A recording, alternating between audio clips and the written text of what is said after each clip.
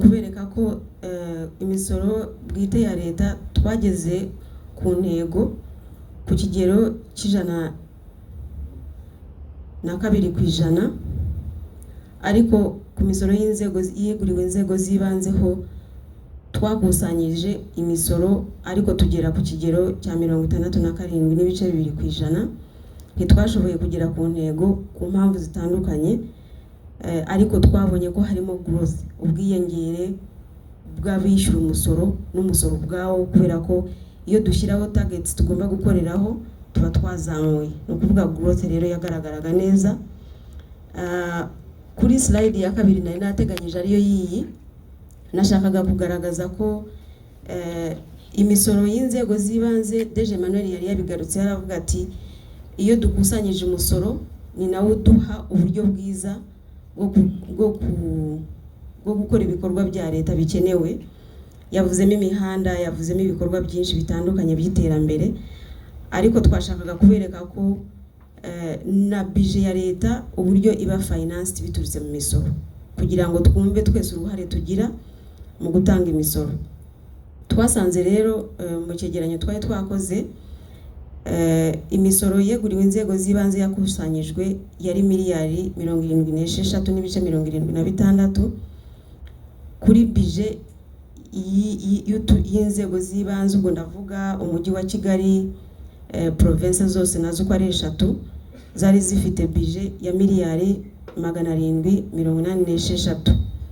Ubwo uruhare rw'imisoro y'inzego zibanze kuri iyi budget ni 9.8%.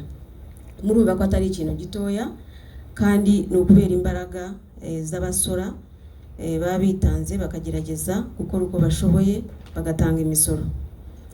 Nanone twabonye ko mu misoro y'inzego zibanze yegeranywa, umusoro utangwa cyane kurusha iyindi ni uwa property tax, ari wo musoro umutungo utimukanwa, aho twasanzeho uruhare rwawo rurenze 25% by'imisoro yose yakwa ku nzego zibanze.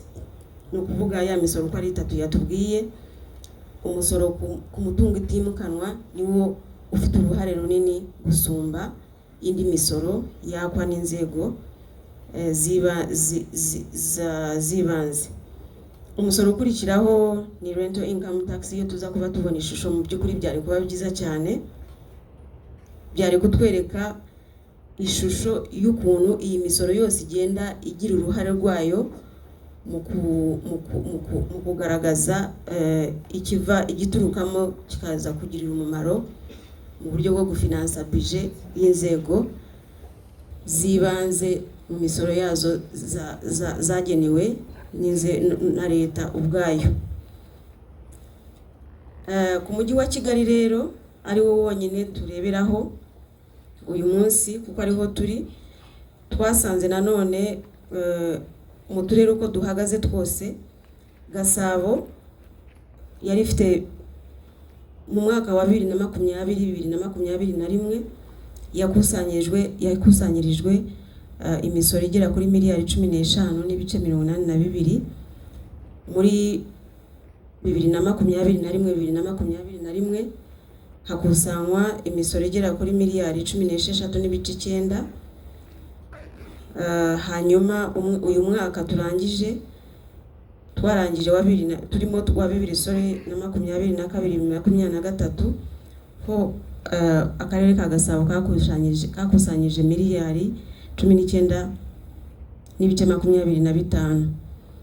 Hanyuma Nyarugenge yo 2021 hakusanyijwe miliyari 9.50. Mu gihe muri 2021-22 hakusanyijwe miliyari 10.24. Muri 2022-2023 hari hamaze gukusanywa miliyari 12.26. Kicukiro yari ifite yakusanyije miliyari 8.51 mu mwaka wa 2020-2021. hanyuma mu mwaka wa 2021-2022 ikusanya miliyari 8.56, ariko muri 2022-2023 hakusanyijwe miliyari 10.24. Umujyi wa Kigali rero wose hamwe muri rusange mu mwaka wa 2020-2021 hakusanyijwe miliyari 33.83. Muri 2020-2022 hakusanywa miliyari 34.86. Ndabiza abantu niba ari bifate mu mutwe, kuko icyo nashakaga muri iyi slide mu by'ukuri byari kugaragaza ko hagiye habaho ubwiyongere, hagiye hagaragara ko hari ubwiyongere mu misoro yagiye ikusanywa.